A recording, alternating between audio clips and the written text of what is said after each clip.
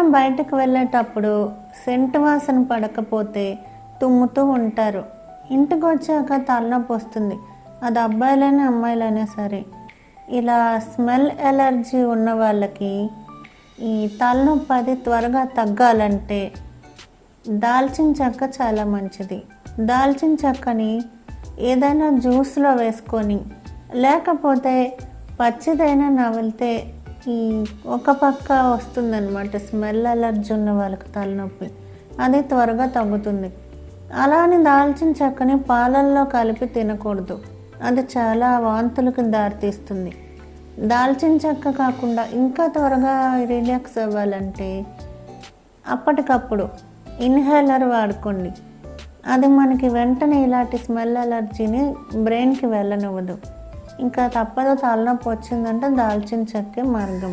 Subscribe please.